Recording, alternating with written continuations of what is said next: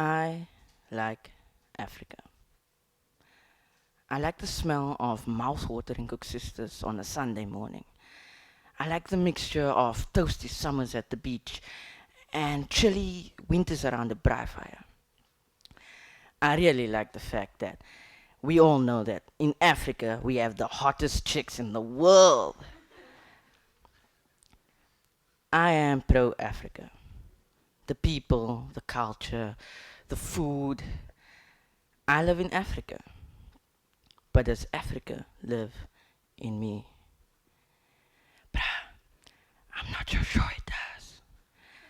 That was the little voice of honesty from down deep. I asked my friends, are you African? No. Well, I'm not sure really. I guess I am, but I don't feel African. Well, I guess I wasn't the only one who felt that Africa didn't really live in me. Growing up, there are some things you just know. I knew that I was Muslim and that I was colored. Smart ass crept in sometime later. This became my identity, really. How I saw myself to be, or rather, my idea of who I was. Obviously, greatly influenced by TV, Facebook, friends, and family. Family. I have this uncle, right? Great guy. I always looked up to him. He works hard, he helps people out, he gives great advice. The day is gonna be long and hard. You're gonna face it anyway, so face it with a smile. That's my uncle. Something shocking, sad really. I found out about him a while ago while watching the news. I was sitting there and he was like, they just want to toy toy. Something about the way he said the word they. Me being me, I had to question it. This led about an hour-long debate, no, argument between me and him, which ended up with him saying the word. Yeah, here's where it gets deep. The word, we all know it. Never before have I heard it from his lips. It went something like, I don't care what you say, each and every one of them are the same.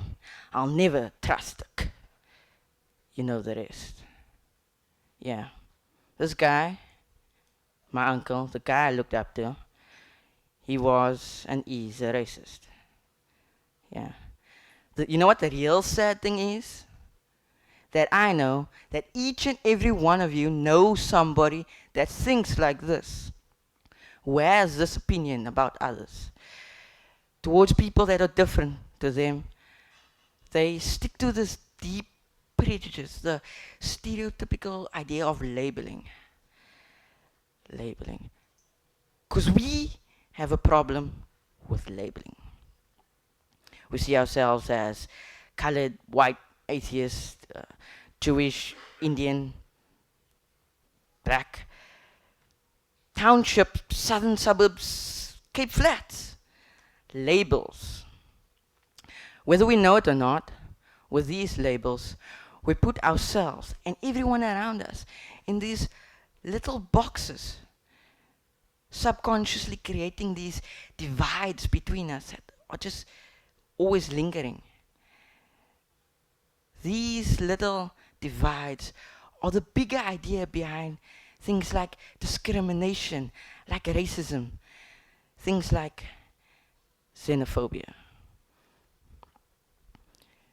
This is us, South Africa. The Rainbow Nation. The Rainbow Nation, right? Where people are burned. Burned.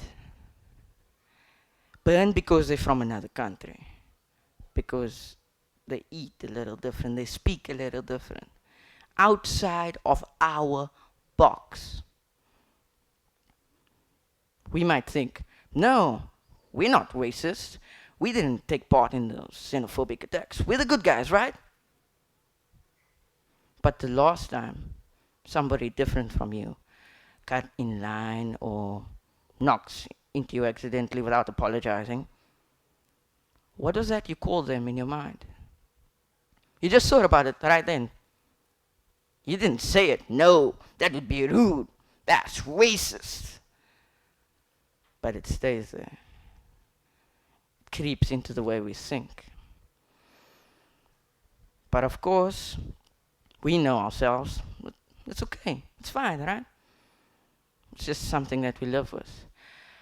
But then what's stopping us from taking that's what's in our minds, what we're thinking subconsciously, and putting it into our actions, like so many before us have done?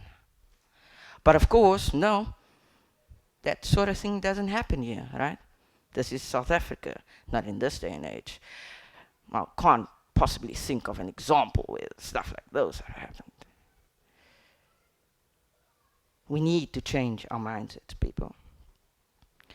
Because the thing is, people, black, colored, Jewish, we're all African. By adding Africa to the way we see ourselves, we eliminate those opportunities to create those divides before they start. We take away the divides, we open up the boxes, and we let everybody else in. Because things like xenophobia, things like the ethnic slaughtering throughout Africa, is what happens when we let those little divides become more important than that guy sitting next to you.